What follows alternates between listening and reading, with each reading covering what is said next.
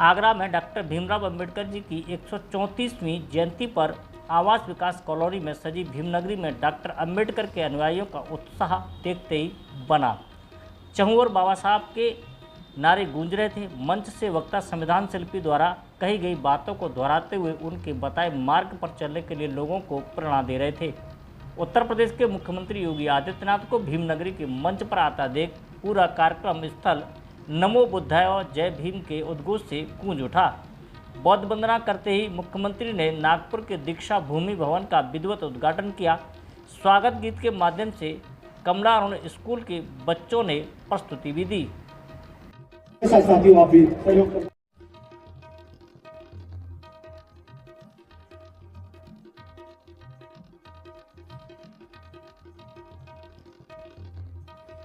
उत्तर प्रदेश सरकार में समाज कल्याण मंत्री असीम अरुण ने मंच से मुख्यमंत्री योगी आदित्यनाथ और सरकार के द्वारा दलित समाज के लिए किए जा रहे कार्यों की जानकारी दी। तो वहीं पर आगरा के सांसद और केंद्रीय मंत्री एसपी सिंह बघेल ने कहा कि बाबा साहब के 3 सूत्र शिक्षित बनो, संगठित रहो और संघर्ष करो को अपने जीवन में उतारें। राजनीति से पुराने ताले खुलते हैं पर शिक्षा से जंग लगे हुए ताले भी खुल जाते हैं। बाबा साहब का कहना था कि शिक्षा वो शेरनी का दूध है, जो पिएगा वह धाड़ेगा।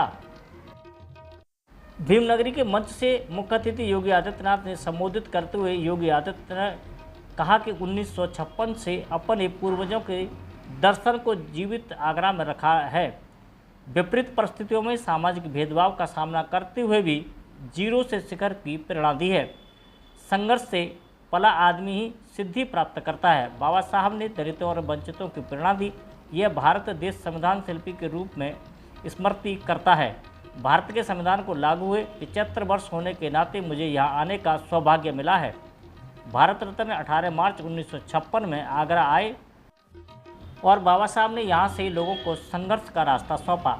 बाबा साहब के संदेश में कहा कि संगठित रहो, संघर्ष करो और अपने हक के लिए लड़ो, अंधभक्त बनकर नहीं। जो आदमी संविधान का अपमान करता है वो बाबा साहब का अवमानना कर रहा है। बाबा साहब ने प्रत्येक भारतीय को मताधिकार का अधिकार दिलाया और इसी कारण भारत विश्व में सबसे बड़ा लोकतंत्र स्थापित कर पाया है। मुख्यमंत्री ने डॉक्टर भीमराव अंबेडकर के सिद्धांतों को अपनाने का आह्वान भी किया। तो कौन लोग थे जिन लोगों ने बाबा साहब को उनकी योग्यता के बावजूद और सबसे योग्य सदस्य होने के बावजूद जिन्होंने विदेश अर्थनीति से संबंधित समितियों में स्थान नहीं देने दिया? कौन लोग थे जो बाबा साहब को परास्त करने की साजिश का हिस्सा बने थे? उन्हें 1970 में पद्म पुरस्कार से सम्मानित कर रहे थे। ये कोई और नहीं थे, ये वही कांग्रेस है जिसके आज के नेता कथित संविधान की प्रति लेकर के जनता को बेवकूफ बनाने का काम कर रहे हैं।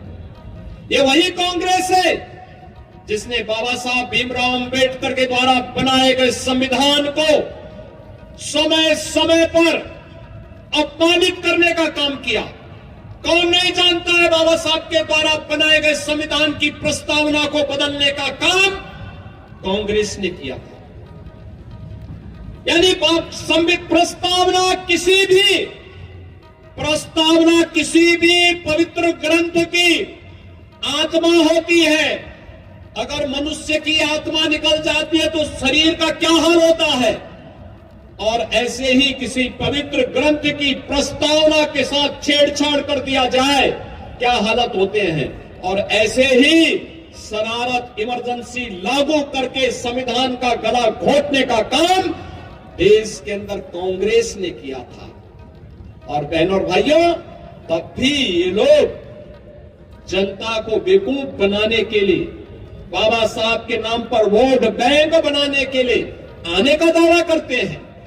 याद करिए, यही समाजवादी पार्टी थी, यही समाजवादी पार्टी थी जिसने बाबा साहब भीमराव अंबेडकर के जी के नाम पर बनाए गए मेडिकल कॉलेजेस का नाम बदल डाला था, उनके नाम पर बनाई हुई संस्थाओं का नाम बदल डाला था।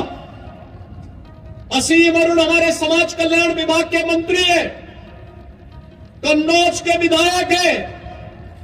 इस आगरा में एसएसपी के रूप में उन्होंने कार्य भी किया है।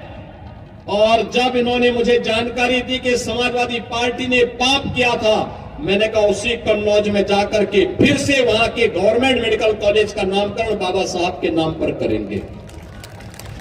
और बहनों और भाइयों, मुझे प्रसन्नता है कि हमारी सरकार ने बाबा साहब के नाम पर फिर से उस स्मारक, वहां पर उस मेडिकल कॉलेज का नामकरण किया।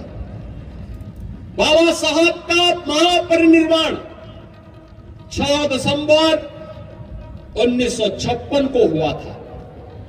कांग्रेस ने दिल्ली में बाबा साहब का स्मारक नहीं बनने दिया।